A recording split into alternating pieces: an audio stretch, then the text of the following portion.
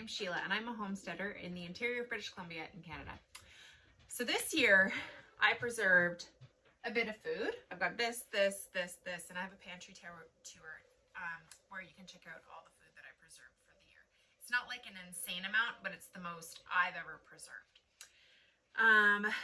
So because of all the food I preserved, I realized that I am not spending what I thought I was spending on groceries. And it all started when we had this little moms and I get together and everybody's talking about how much they spent on groceries.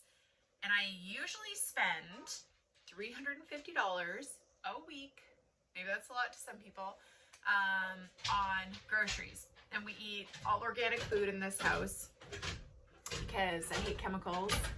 Most people that know me back home know that I hate chemicals. I've been eating organic for a long time. So I thought I was spending $350 a week on groceries. And fast forward, and I realized, thinking back, what I actually spend on groceries. So in this video, I'm going to show you what I buy from the grocery store, how much it costs, and what we're eating so that we're not spending money on the grocery store. So stay with me, check it out, and at the end of the video, I'm gonna show you a meal that we cook or eat a couple times a week, and how basically it costs me pennies. Okay, let's go. So this is from my last grocery shop. Now there's two items in here that I don't usually buy, but let's back up. Every week I buy cream. We buy 2 things of cream. Used to have a cow, don't have a cow anymore. So sadly, dairy is one of the biggest spends that we have. And because I buy organic, it's more expensive. And we can't get it in glass, so don't even lecture me. I know, my heart. Okay, so dairy, yogurt, and we mix that with jams and fruit, corn chips, because I love corn chips, although they're made in industrial seed oil, so we really have to work on that. Lemon juice, just need it for baking, and my husband wants it in his water, and then my son grabs some ketchup. Of course, I do make pumpkin ketchup, and I've made ketchup before, but the kids like real ketchup. So, all of this and what I spend is $50 or less per week. What you don't see here are things that we do still buy. We buy coffee, organic coffee from Costco.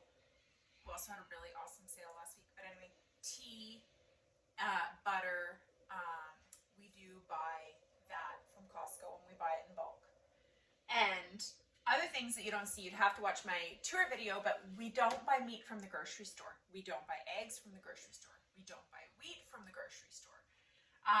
So what you're not seeing here is everything we make from scratch.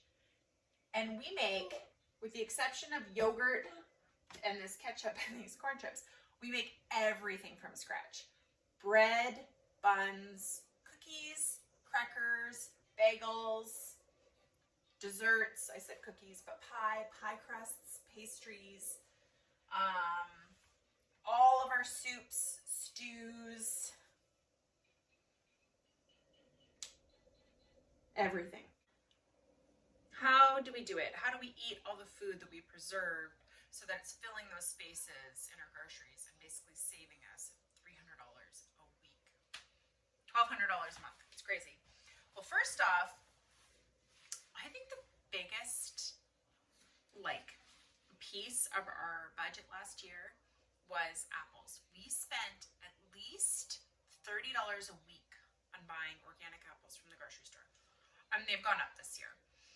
I was talking to a girlfriend and she was like, she had canned. I came over to her house one time and I think she'd canned like 100 jars of plums. And I asked her, it's like, so what'd you do with those plums? And she's like, oh, I just put them in the kids' lunches. Perfect.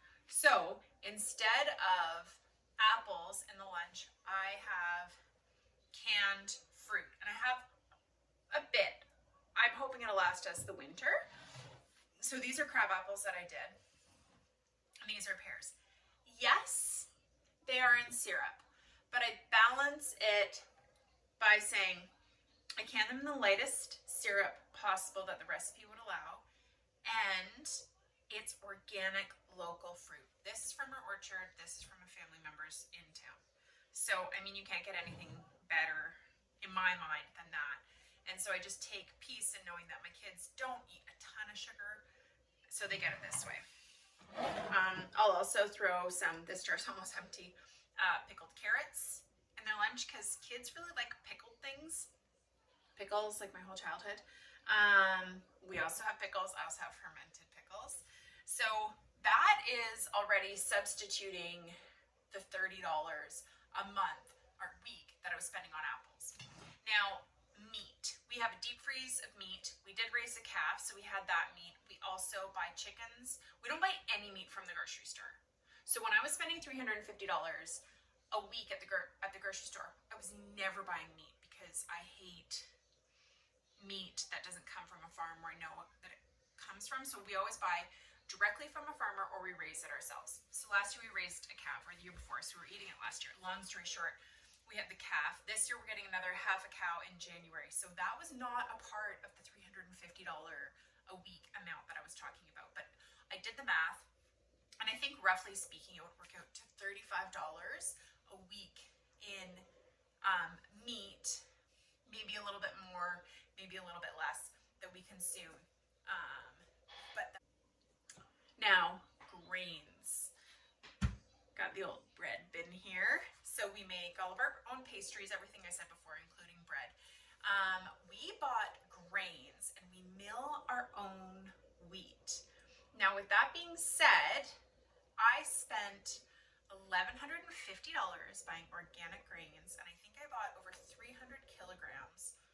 And we're guessing, based on how quickly we're using it right now, that it would take us 3 to 5 years to use all of that. And it will store, it's fine. And so we estimate that we probably, if I based it on a 3-year estimate, we're using about $7 a week in grains for anything, like I said, crackers or bread or bagels or tortillas. We make our own tortillas. So I guess you could add that on or work that in because that was a part of the $350. But now that we're using those grains, we're using something it's nutrient dense. Like whole wheat flour that you buy from the grocery store, they do something to the process where they take the germ out and then they put the germ back in, where this is like, it's all just ground together and you eat it, and we mill it and we keep a certain amount in the kitchen, and besides that, it's always in like the wheat berry form. Okay, so there's that. We make a lot of bone broth, so we have a lot of stews. I pressure can the broth, or I just keep a lot of broth in the fridge. And we have a lot of frozen greens, so we eat a lot of those. We eat a lot of canned beets, carrots, fermented sauerkraut we probably have with every single meal. I think that's it. Am I missing anything? Could we be doing better? Probably could. Yogurt, dairy, all those things. But you know, when I had a cow, I couldn't preserve as much. I probably would save on the cost of cheese, which we do buy from Costco about once a month. So that's in there somewhere. But I mean, if I spend $25 a week and then once a month we get cheese, so I feel like we're really spending a solid $50 a week if that were to include like tea, if you spread that out. But yeah, I can't have a cow and be taking really good care of a garden and canning it all. Some people can, just I can't, or I can't right now. So yeah, so that's it. Is it surprising to anybody to go from like 350 to 50? I think the biggest thing is I didn't really realize it, and then I realized that I spend more on chicken feed than I do at the grocery store per week. That's a whole other video that I don't even want to get into because it's like a deep, dark confession that we have to feed our chickens more than we feed ourselves. I think that's sometimes how it happens. All right, well, if you have any questions about what we eat, how we eat, let me know. Check out my pantry tour because I really do show in depth all the food that we have, what's in the cellar, the cellar, fermentation fridge, the deep freeze, etc., etc. And if you like to eat this way, please leave a comment, because we know so few people that like to eat this way.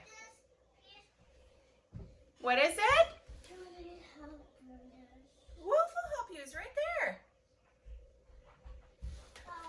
Yeah, so if you are of the same mind, please leave a comment. If you want to be like this, if you want to live this kind of, life, let me know. Because it's really nice to meet like-minded people that are kind of into the same thing. We do have some friends here, which is wonderful. And, some friends that are really inspiring in how they eat everything. Like we went to dinner at a friend's house. This is making this video long, but anyway. And they made Indian food, and they made the naan. This was years ago. And they made butter chicken, naan, and dal. I've made dal. My mom made dal when I was little, so I knew how to make that. But the butter chicken was so out of this world that, we couldn't even believe it. We're like, you made this? It's not from a jar? It was just so good. And the naan was amazing. And ever since then, I have an Indian cooking cookbook. We make our own butter chicken now. We make our own naan. You can do it. And it does take time. But once you kind of work in your schedule and deal with the quantity of dishes that it results in, you get used to it. Okay, so yes, I'm going to lead into a video of how I make stew that I usually make a couple times a week that basically costs nothing. If you like this video, please give it a thumbs up, comment on if you're into this kind of thing, and subscribe if you want to see more content like this. Thanks for watching. Bye! Okay, I am making a stew for lunch out of all the ingredients of food that I preserve for the summer. Fish. This is a pot of bone broth that I just took out of the Instapot, made with a chicken carcass, potato peels, leek peelings. Yeah, I made you a little steak and onion peelings. Yeah. Okay, so I also have cut up leftover, it's actually rooster, but we'll just say chicken. They were cockerels, they were babies, so the meat is nice and tender. So I'm putting that in my bone broth, and I'm gonna put broad beans, one of my favorite things to grow.